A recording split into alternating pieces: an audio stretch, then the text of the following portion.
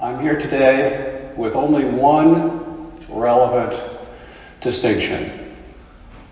I'm tied for the most selfish person alive. I don't know how many people I'm tied with, but I hope today to increase that number. My claim may be at first startling, radical, maybe even offensive. But please bear with me. Albert Einstein said, once you can accept the universe as being something expanding into an infinite nothing, which is something, wearing stripes with plaid is easy. I invite you to consider whether it helps simplify our lives, clarify our values, goals, and communications, and improve our relationships to acknowledge, at least sometimes, being selfish. I believe you'll find that it's as easy as wearing stripes with plaid. Actually, easier.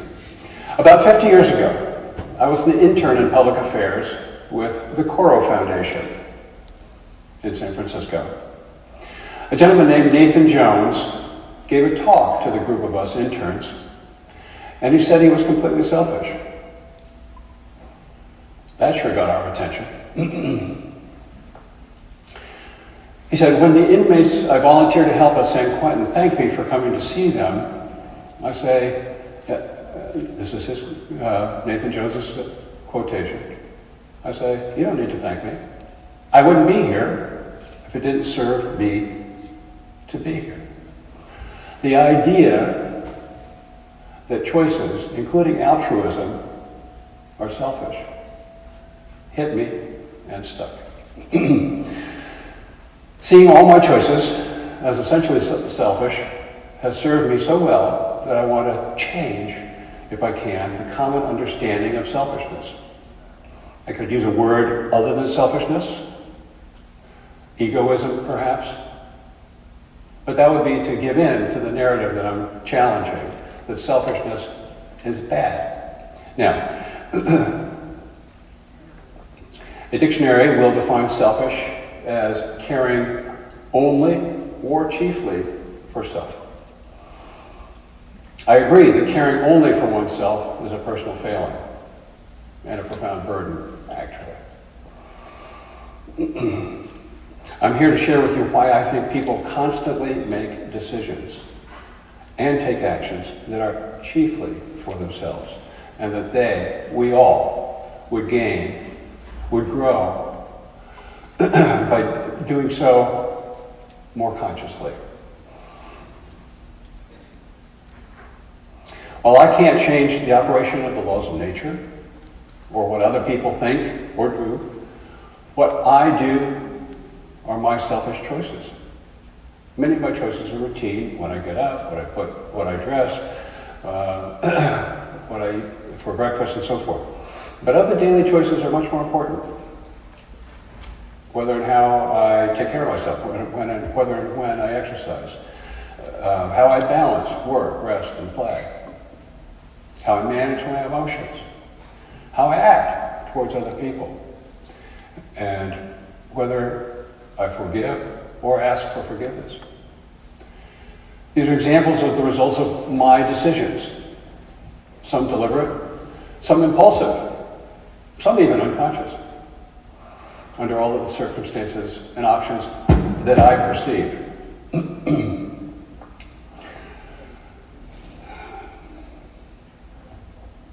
There are also things that we don't do, that I don't do, and I can illustrate the importance of those in two sentences. First, we may miss an opportunity to grow, or at the very least, to contribute to someone else's well-being. Second, to paraphrase the English philosopher John Stuart Mill, all that is necessary for bad people to accomplish their ends is for good people to look on and to do nothing. In deciding what I do and don't do, the factors that I weigh, the conclusions I reach, wise or foolish, and the resulting actions are mine. Isn't that true of each of us? I go of my free choice, said Mother Teresa. Wherever you go, if you don't go of your free choice, whose choice is it? This question hit me hard once, a long time ago, in a personal growth seminar. In a guided meditation, the seminar leader asked, who would be wrong if your life worked better? My mental response came instantly. Dad. Because I loved and admired my father enormously, my second response was basically, oh my God. The next thought, and the one that's still true for me, is that no one is responsible if my life, with all its blessings and travails and complexities, doesn't work as well as I can make it. Whether we help someone in need or seek help we need, what risks we take, when we say yes and when we say no, whether or not we keep our promises, these are all choices that we make. Sometimes we give them little or no conscious thought, but we're making choices all the time. What about values? What about standards of morality? They drive our choices of what conduct we aspire to, what conduct of others we admire and reward or support, and what conduct we condemn or even stand up to. What I believe is up to me. I choose my beliefs. I do so based on cultural influences I've absorbed over my life, many of them unconsciously, on the relevant facts as I perceive them, on the logic that makes sense to me, and on my limited life experience. Now, those facts are rarely all the facts. My logic is what best fits my perceptions, my values, and my unconscious biases. But doesn't the uniqueness of my personal calculus show that my choices are chiefly, at least for myself? Isn't the essence of integrity that it is genuine, that it is a chosen set of values and behaviors, not an act for appearance's sake? To admit being selfish is to begin to realize that our true values are well shown by how we think and how we conduct ourselves. This admission requires no change in any aspect of your personality, values, or political or religious beliefs. It doesn't matter where you live or where you're from. It doesn't, and you do not have to think that selfishness is good. You just have to be open to the idea that it is there, and it is there in each of us. And that what matters is not selfishness, but how we use our power over our lives. There are countless dysfunctional, ill-mannered, unethical, and criminal acts every day. But it is their results, not the selfishness behind them, that make them so. There are countless acts of generosity, kindness, bravery, and integrity every day. But as their results, and not their selflessness, that make them so. Why is selfishness so widely condemned? I wish I knew. Maybe selfishness became, millennia ago, a label for not following community norms, or not doing what the person who's making the accusation, you're selfish, wants you to do. And maybe, probably nobody really wants that label. But what is more fundamentally selfish than the human survival instinct? There's a physical survival, of course, but also emotional and spiritual survival. The drive to experience mattering. Being faithful to someone, some principle, or some community that we decide is of surpassing importance to us. Indeed, choosing to risk one's life to protect one's nation, community, loved ones, and even strangers has again and again and again been more powerful than the instinct to survive. We are born selfish. We don't expect babies to be otherwise. They cry when they are hungry, uncomfortable, or frightened. Pretty soon they cry when they don't get their way.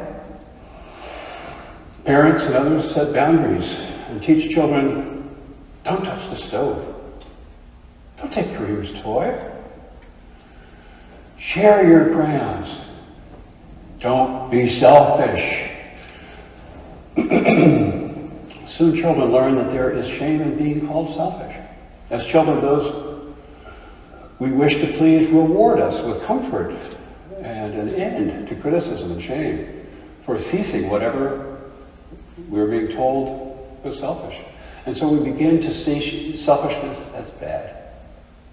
After all, those who are telling us not to be selfish include our models of adult living, people on whom our security and comfort depend. Before long, children experience shame in feeling selfish. So we as children learn to deny the obvious, that it is up to us how to make the ever more complicated decisions in our lives, how we set and pursue our goals, when we work, how we work, and when we quit work, who we spend time with and how we treat them, how we spend money, and how we manage our fears, impulses, and yearnings. When we try to win a debate, a race, or someone's respect or affection, are we acting selfishly?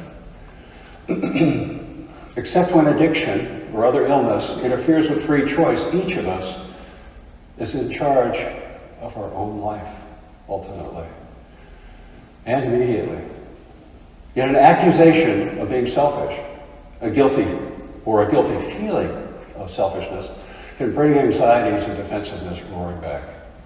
Admitting selfishness does require one to deal with those feelings.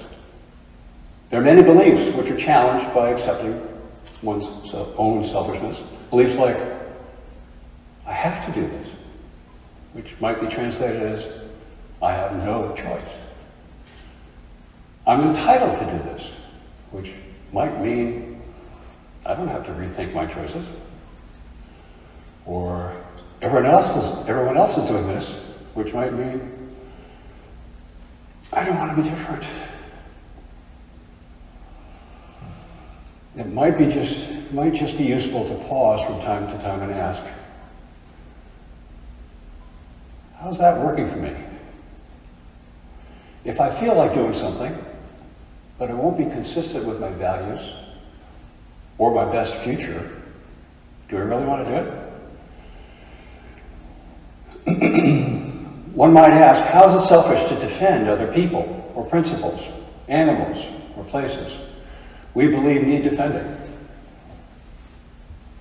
How is it not selfish to do what one believes is the right thing to do? How is it not selfish to try to avoid grief or regret over having failed to do the right thing?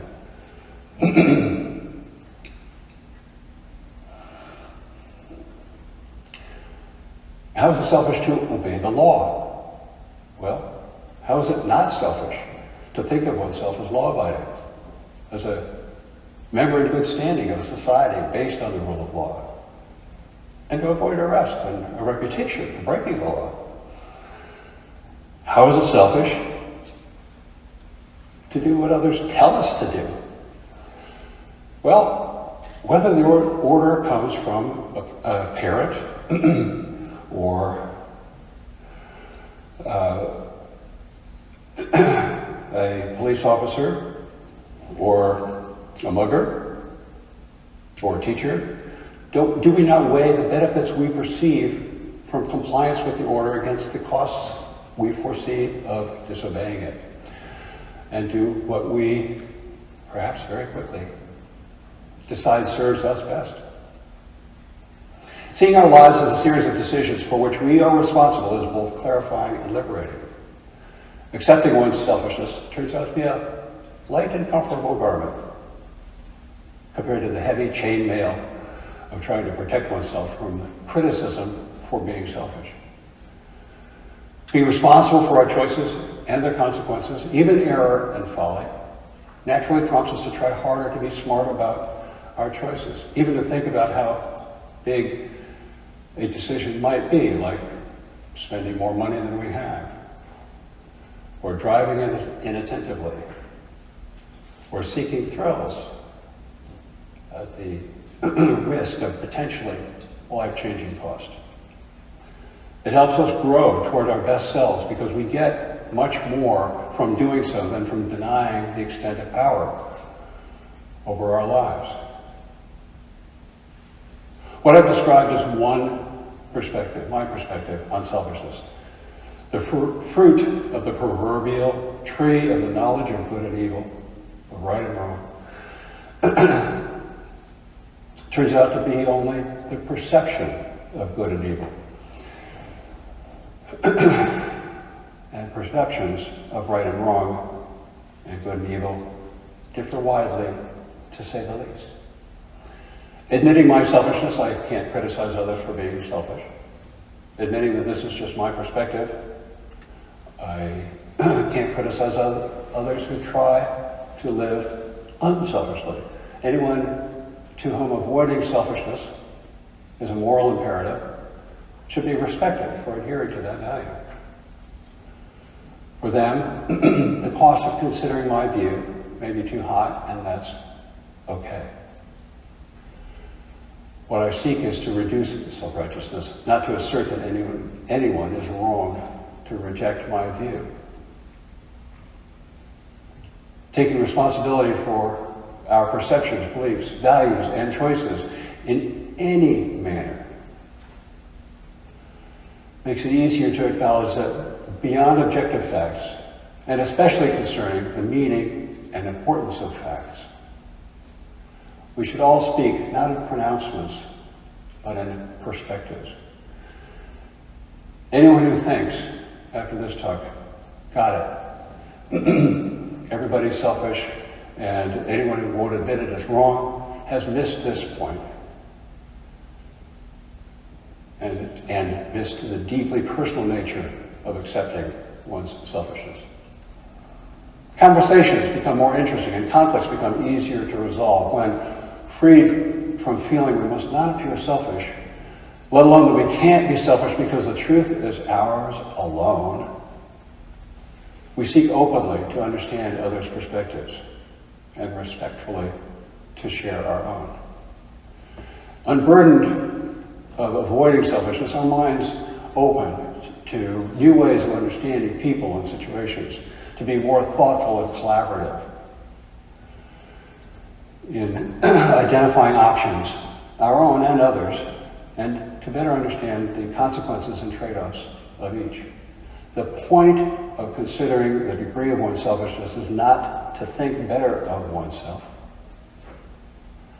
The point is to examine what we think and do and why in our pursuit of growth, fulfillment, peace of mind, and joy. About joy, let me share with you one of my very favorite quotations from Dr. Albert Schweitzer. I don't know what your destiny will be, but one thing I do know, the only ones among you who will be really happy are those who have sought and found how to serve. So, in conclusion, I have a whimsical idea for you, a whimsical superpower, predicting the future. People will be selfish, some of us openly so. But selfishness in pursuit of self-worth through giving and receiving love, through service, and through dedication to truth, compassion, justice, and peace will always be well worth it, both for individuals and for all of humanity. And finally, here's a question, a koan, if you will, for your consideration. What does one selfish person say to another?